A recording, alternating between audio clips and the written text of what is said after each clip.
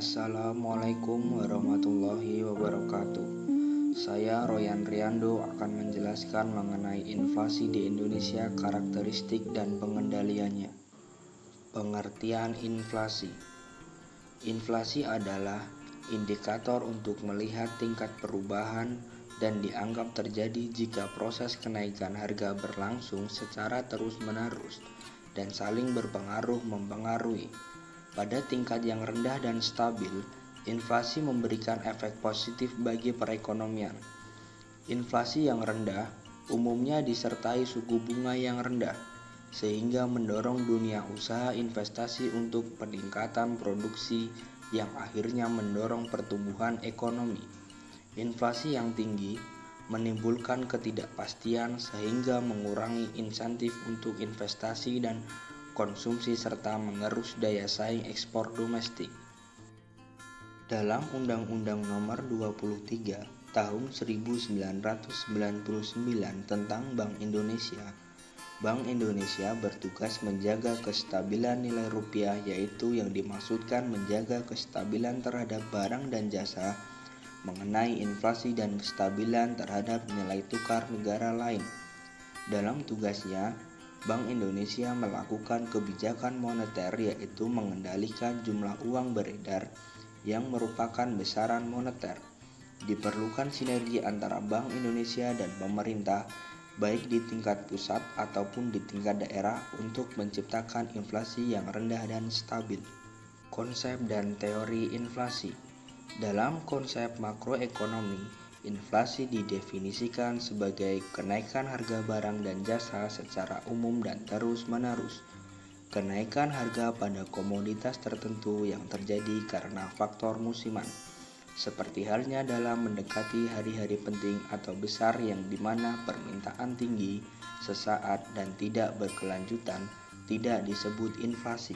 Konsep nilai dari uang atau time value of money menunjukkan seberapa besar nilai uang pada saat ini memiliki nilai yang sama di masa yang akan datang. Dengan asumsi uang tersebut tidak diinvestasikan dalam surat-surat berharga atau disimpan dalam tabungan dan sejenisnya yang menghasilkan bunga. Besarnya tingkat inflasi berakibat tingginya penurunan nilai uang, yang dimaksudkan jumlah barang dan jasa yang dibeli dengan sejumlah rupiah semakin sedikit jika terjadi inflasi di tahun depan. Pengukuran inflasi. Semakin berkembangnya suatu perekonomian dan semakin banyak barang dan jasa yang dikonsumsi masyarakat, maka perhitungan inflasi juga menjadi semakin jelas data yang dihasilkan. Untuk mengukur perubahan dari waktu, pada umumnya digunakan suatu angka indeks. Angka indeks disusun dengan memperhitungkan sejumlah barang dan jasa yang akan digunakan untuk menghitung besarnya angka inflasi. Semakin besar tingkat penggunaan suatu barang dan jasa, maka akan juga berdampak besar terhadap bobot dalam perhitungan indeks. Angka indeks yang umumnya dipakai untuk menghitung besarnya inflasi. Yang pertama, Indeks Harga Produsen atau IHP. Indeks harga produsen mengukur perubahan harga yang diterima produsen domestik untuk barang yang mereka hasilkan. IHP mengukur tingkat harga yang terjadi pada tingkat produsen. Yang kedua, Indeks Harga Perdagangan Besar atau IHPB, yaitu untuk mengukur perubahan harga untuk transaksi yang terjadi antara penjual atau pedagang besar pertama dan pembeli atau pedagang besar berikutnya dalam jumlah besar pada pasar pertama. Di beberapa negara termasuk Indonesia, IHPB merupakan indikator yang menggambarkan pergerakan harga dari komoditas-komoditas yang diperdagangkan di suatu daerah. Angka indeks disusun dengan memperhitungkan sejumlah barang dan jasa yang akan digunakan untuk menghitung besarnya angka inflasi. Semakin besar tingkat penggunaan suatu barang dan jasa, maka akan juga berdampak besar terhadap bobot dalam perhitungan indeks. Teori inflasi. Teori mengenai inflasi dibagi menjadi dua kelompok besar, yaitu menganut paham moneteris dan paham non-moneteris. Teori moneteris yaitu menjelaskan bahwa tingkat harga secara umum ditentukan dari interaksi antara penawaran atau supply dan permintaan atau demand dari uang. Teori permintaan uang berkembang sejalan dengan perkembangan dari fungsi uang yang semula sebagai media pertukaran, tetapi juga sebagai penyimpan nilai atau investasi. Permintaan uang secara umum ditentukan oleh sejumlah variabel ekonomi, di antaranya pertumbuhan ekonomi, suku bunga, dan tingkat harga. Teori non-moneteris. Dalam teori ini dijelaskan bahwa inflasi bukan hanya fenomena moneter tetapi juga merupakan fenomena struktural. Dalam teori Keynes disebutkan bahwa kuantitas uang bukanlah satu-satunya faktor penentu tingkat harga karena suatu perekonomian dapat mengalami inflasi walaupun tingkat kuantitas uang tetap konstan. Inflasi terjadi karena permintaan tools atau aggregate demand dari barang dan jasa melebihi tools penawaran atau aggregate supply saat keadaan melebihi output potensialnya. Komponen inflasi. Karakteristik atau sifat inflasi dibagi berdasarkan perubahan harga dari kelompok barang dan jasa. Perubahan inflasi cenderung lebih disebabkan peraturan regulator dan sebagainya. Inflasi dapat dirinci menjadi dua komponen, yaitu inflasi inti dan inflasi non-inti. Inflasi inti. Inflasi inti adalah komponen yang cenderung menetapkan atau persisten di dalam pergerakan inflasi dan dipengaruhi oleh faktor fundamental seperti penawaran dan permintaan. Ada dua pengertian mengenai inflasi inti. Yang pertama, inflasi yang cenderung menetap di dalam setiap pergerakan laju inflasi. Dan yang kedua, inflasi inti sebagai kecenderungan perubahan harga-harga secara umum. Inflasi non-inti. Inflasi non-inti adalah komponen dengan volatilitas kecenderungan tinggi karena dipengaruhi faktor non-fundamental yang cenderung bersifat sementara. Komponen inflasi non-inti dapat dibagi dalam dua kelompok. Pertama, inflasi komponen bergejolak, yaitu yang dimana inflasi didominasi oleh pengaruh kejutan dalam kelompok bahan makanan, seperti halnya dalam gangguan panen atau perkembangan harga komoditas pangan domestik maupun internasional.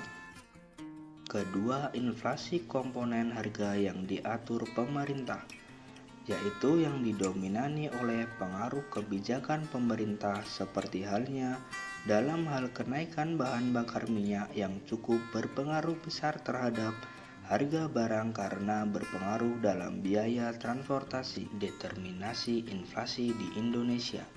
Umumnya, negara-negara memiliki sejarah tingkat inflasi yang moderat hingga tinggi.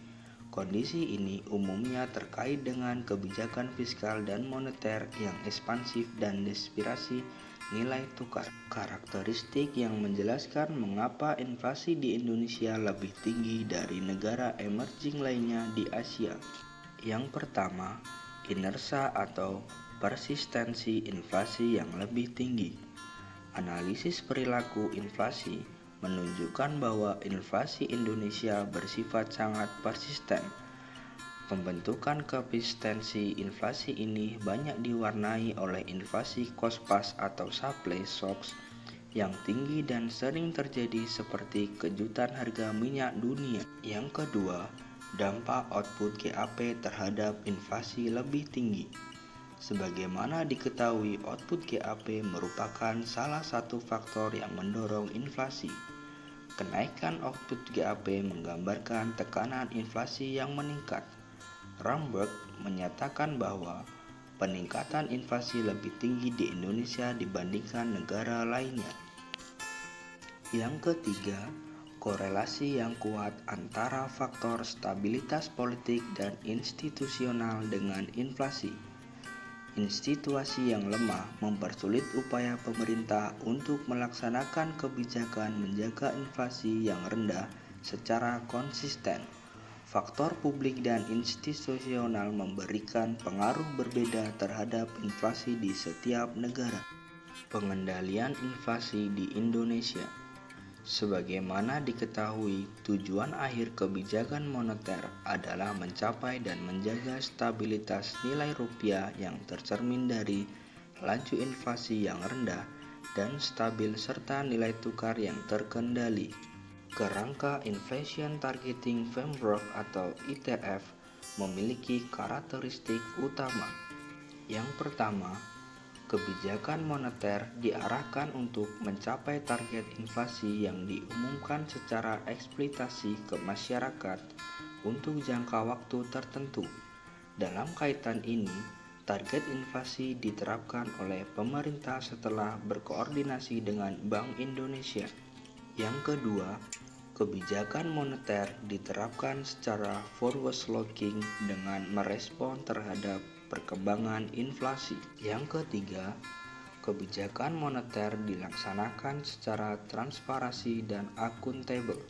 Penerapan metode sasaran inflasi di Indonesia. Hal yang paling penting dalam kesepakatan ini adalah adanya kesepahaman akan pentingnya koordinasi kebijakan fiskal dan moneter.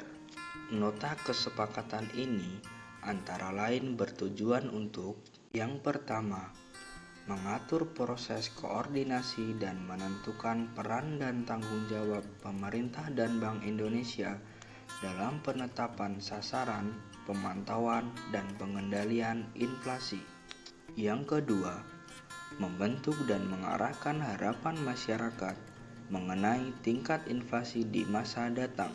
Yang ketiga, memberikan pedoman kepada perilaku pasar dan pembuat kebijakan dalam rangka mencapai dan mengendalikan inflasi pada tingkat yang rendah dan stabil, sehingga dapat mendorong pertumbuhan ekonomi yang berkesinambungan.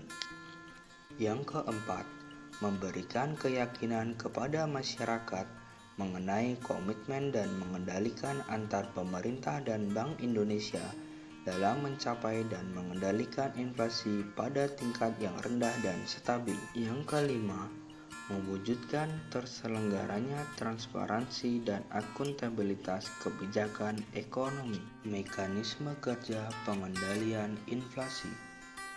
Menyadari pentingnya peran koordinasi dalam rangka pencapaian inflasi yang rendah dan stabil, pemerintah dan Bank Indonesia membentuk Tim Pengendali Inflasi atau TPI dan Tim Pengendali Inflasi Daerah atau TPID. Dalam menjaga dan mencapai stabilitas di daerahnya, TPID bertugas untuk: yang pertama, menjaga dan meningkatkan produktivitas, ketersediaan pasokan, kelancaran distribusi hasil pertanian, khusus bahan pokok. Yang kedua, mendorong pembangunan dan pengembangan infrastruktur yang mendukung poin 1. Yang ketiga, mendorong terciptanya struktur dan tata niaga yang kompetitif dan efisien. Yang keempat, mengelola dampak penyesuaian harga barang dan jasa yang ditetapkan pemerintah pusat dan daerah. Yang kelima, mendorong ketersediaan informasi terkait produksi, stok, dan harga. Yang keenam, melakukan koordinasi intensif antara SKPD, KPW Bank Indonesia, kantor KL terkait di daerah untuk menjamin produksi, ketersediaan pasokan, dan kelancaran distribusi kebutuhan bahan pokok. Yang ketujuh, TPID sebagai wadah koordinasi pengendalian inflasi daerah.